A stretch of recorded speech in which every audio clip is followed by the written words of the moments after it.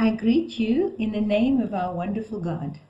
I'm Sister Sylvia from the Dominican Order of King Williamstown.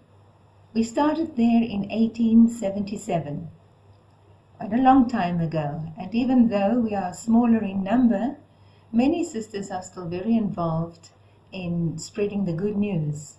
And those who cannot do that anymore, they have become part of the powerhouse of prayer.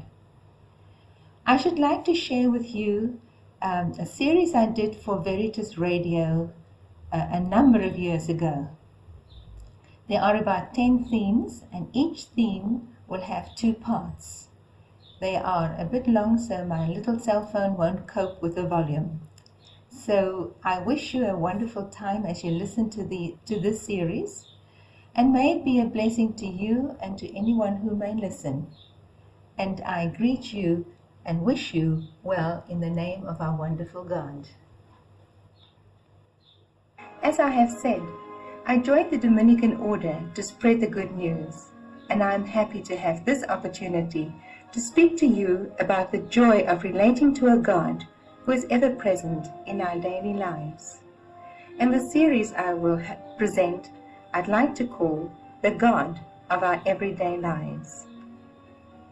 Questioning God or God's existence is not a modern-day malady.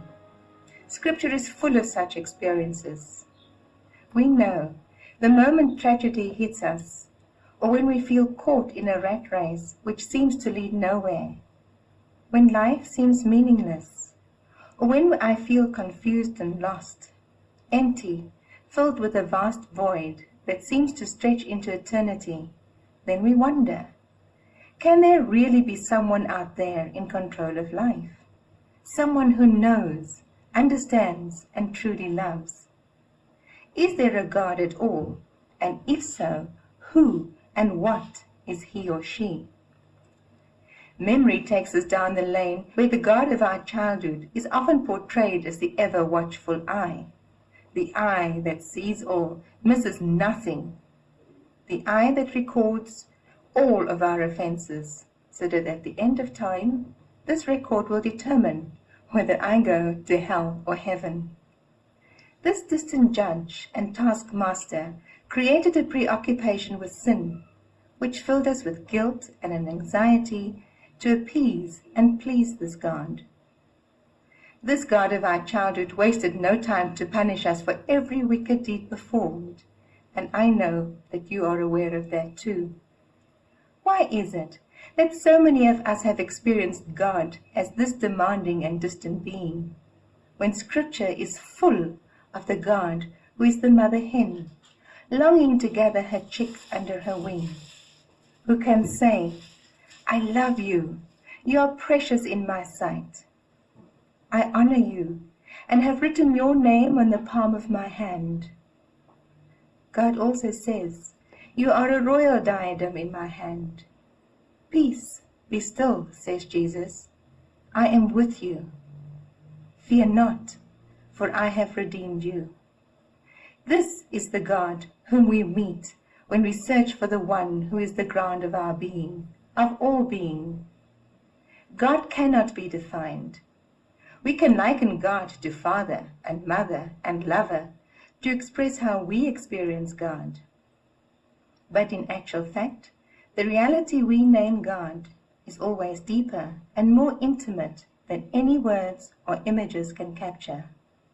Let us listen to what others have to say about this wonderful God of ours.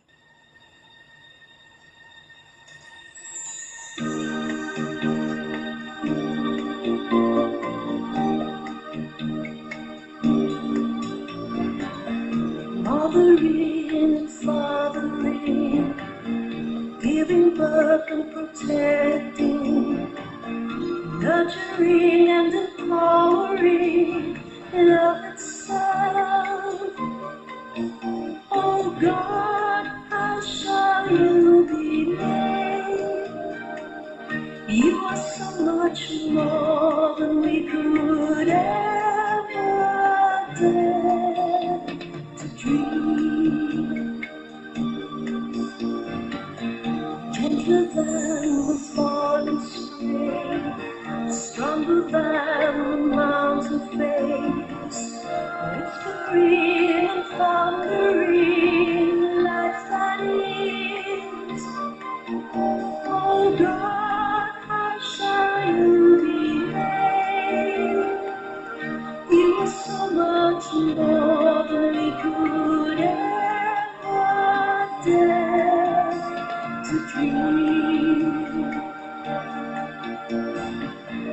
Pondering and proclaiming, fashioning and creating, sheltering and unfolding deepest mysteries.